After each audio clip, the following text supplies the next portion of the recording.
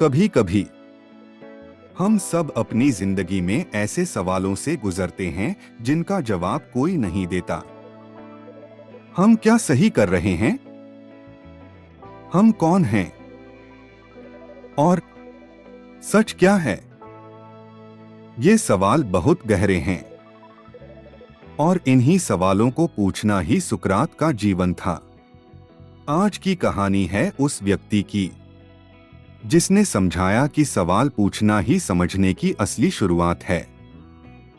मैं केवल इतना जानता हूं कि मैं कुछ नहीं जानता। चलिए सच के इस यात्री को समझते हैं।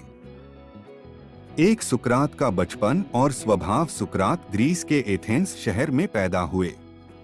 उनके पिता एक मूर्तिकार थे और माँ दाई बच्चे जनवाती थीं। लोग कहते हैं कि सुकरात का चेहरा सुंदर नहीं था।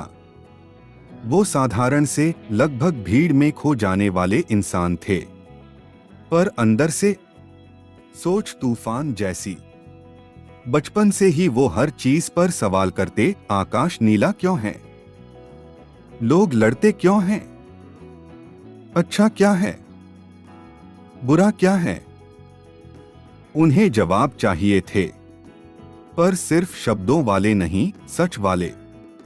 दो सुकरात की सोचने की शैली। सुकरात ने एक खास तरीका अपनाया। सवाल पूछो, बस पूछो, फिर अगला सवाल पूछो, फिर अगला।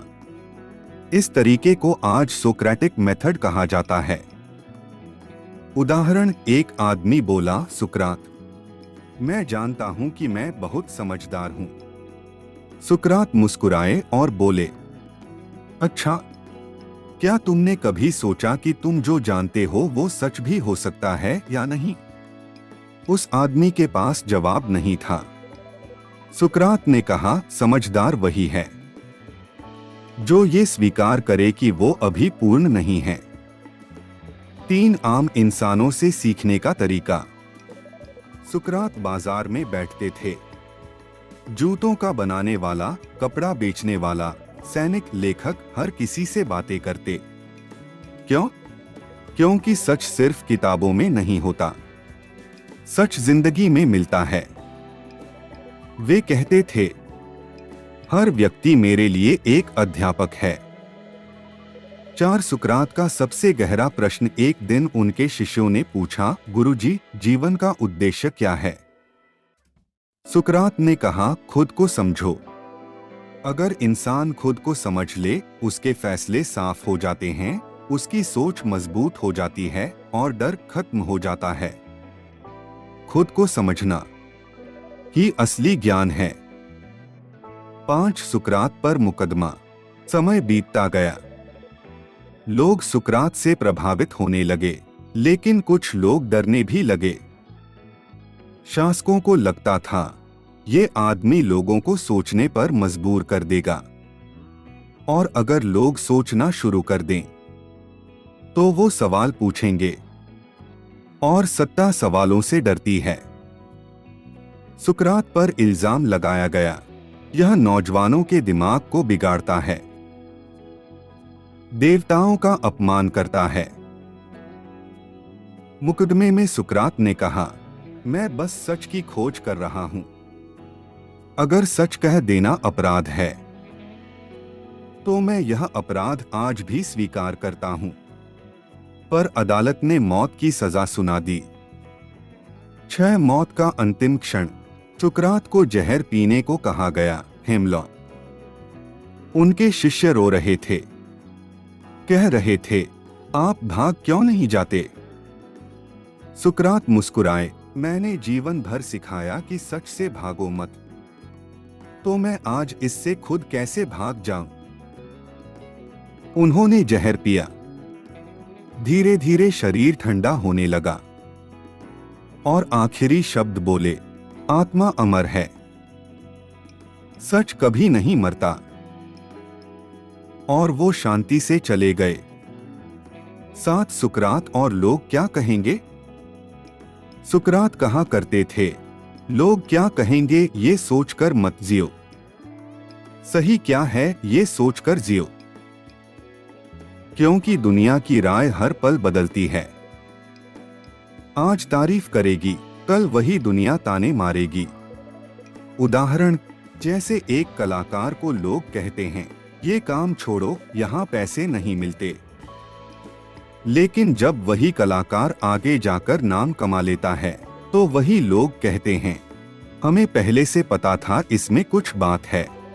सुकरात कहते थे, दुनिया कभी नहीं तय करेगी कि तुम कौन हो, ये हक सिर्फ तुम्हारा है। 8. क्या हम सच में सुनते हैं? सुकरात का मानना था कि दुनिया में बहुत कम लोग सुनते हैं। ज्यादातर लोग बस जवाब देने के लिए सुनते हैं। उदाहरण, अगर आप गहराई से सुनना सीख लो तो रिश्ते भी समझ आते हैं और इंसान भी। 9. गलतियों से मत डरो। सुकरात हमेशा कहते थे, गलती करना गलत नहीं है, गलती करके भी वही दोहराना गलत है। हर इंसान गलतियां करता है, गिरना इंसानी है, पर उठकर आगे बढ़ना यही समझदारी है। उदाहरण, एक बच्चा चलना सीखता है, कितनी बार गिरता है, लेकिन क्या वो हार मानता है? नहीं, क्योंकि उसे पता है चलना जरूरी है। हम बड़े होकर भूल जाते हैं कि सीखना गिरने से ही होता है। असली ताकत भीतर है। सुकरात कहते थे, जिसने खुद को जीत लिया, दुनिया उसे नहीं हरा सकती। मतलब, अगर आपने अपने गुस्से को जीत लिया, अपने डर को समझ लिया, अपने अहंकार को घोल दिया, अपने सोच को साफ कर लिया, तो दुनिया में कोई शक्ति आपको नहीं हिला सकती। उदाहरण, कई लोग बाहर का बदलाव चाहते हैं, लेकिन अंदर से टूटे होते हैं। सुकरात कहते थे, पहले अपने मन को शांत करो, दुनिया खुद शांत लगने लगेगी। धीमा संगीत लौटेगा। सुकरात ने हमें ज्ञान नहीं, सोचने की कला दी। उन्होंने हमें रास्ते नहीं बताए, रोशनी दिखाई। और आज, अगर आप इस वीडियो के बाद अपनी जिंदगी में सिर्फ एक चीज अपनाते हैं, तो बस ये अपनाना, सवाल करना शुरू करो। क्योंकि जो सवाल करता है वही सच तक पहुंचता है। Thanks for watching.